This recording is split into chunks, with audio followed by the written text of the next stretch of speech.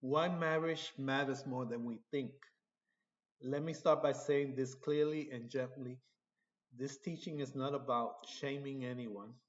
It's not about pointing fingers. It's not about pretending that marriage is easy. It's about remembering something we may have forgotten. Because lately, divorce has become common, not just in the world, but in the church.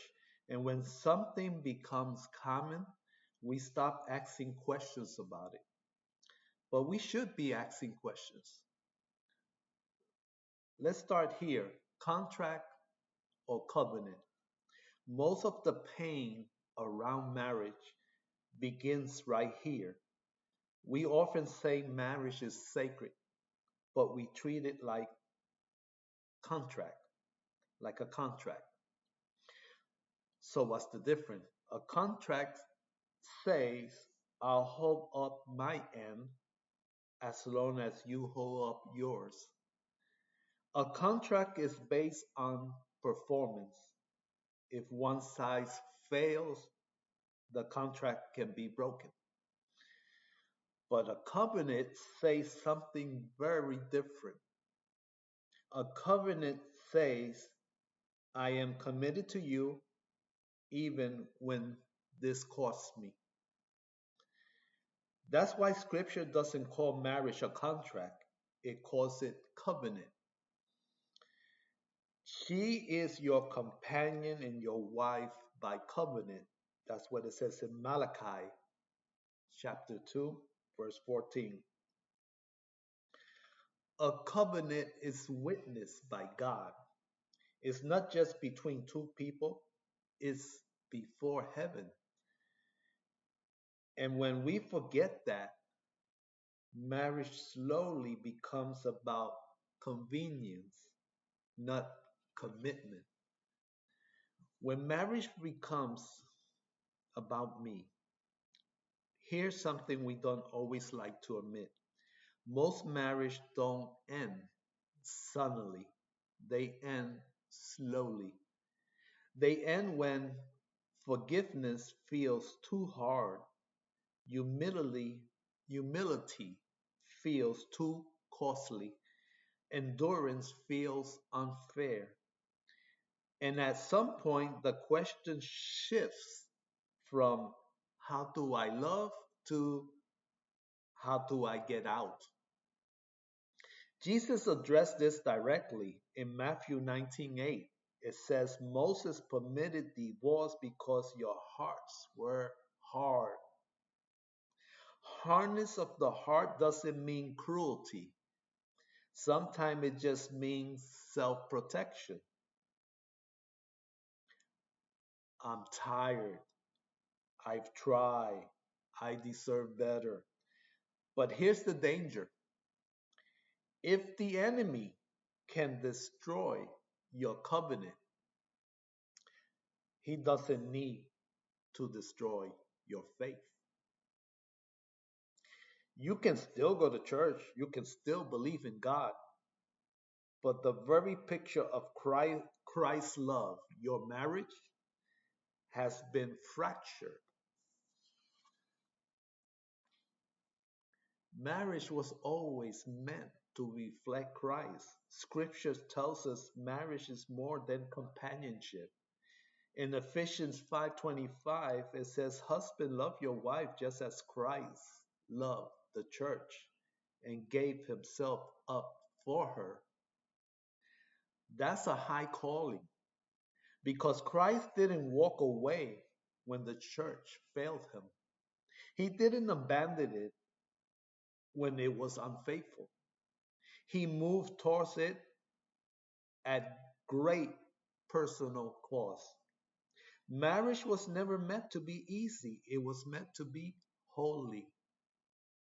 And holiness often requires dying to self, letting go of pride, choosing forgiveness again and again and again. Some people say, but our marriage is dead.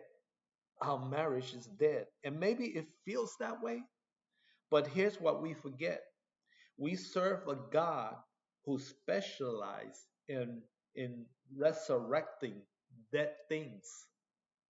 Dry bones lives again. Lazarus walked out of the grave. Hearts of stones were turned into hearts of flesh. The question isn't, is this marriage dead? The question is, do we still believe God restores what is dead?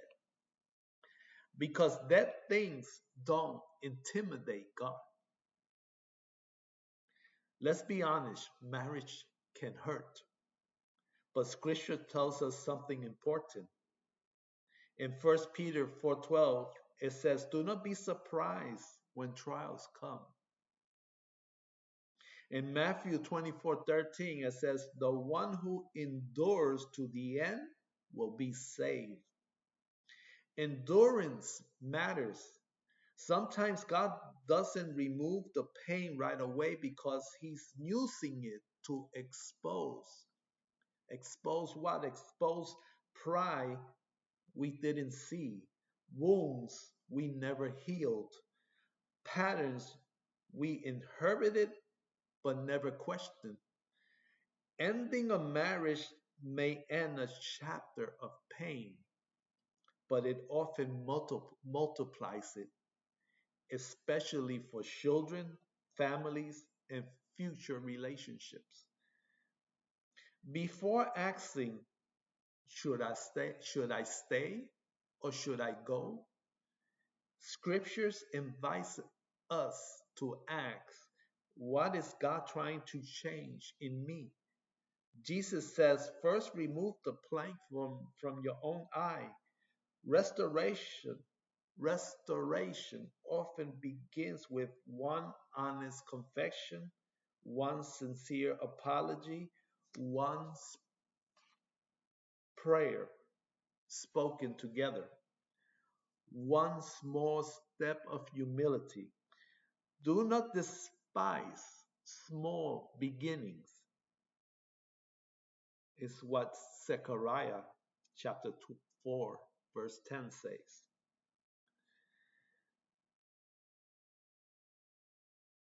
This teaching does not does not excuse abuse. It does not force people to remain in harm. Scripture acknowledges real situation where separation occurs. But what we are seeing today is often not biblical necessity. It is spiritual erosion. And God is calling his people back, not to perfection, but to covenant. One final thought: marriage is not sustained by feelings. Feelings change. Marriage is sustained by faithfulness, by remembering who God is, and by believing He can restore what we no longer can. If the enemy can destroy your covenant, he doesn't need to destroy your faith. But if God can restore your covenant, he will straighten your faith beyond measure. Because what God joins together, he does not give up on easily.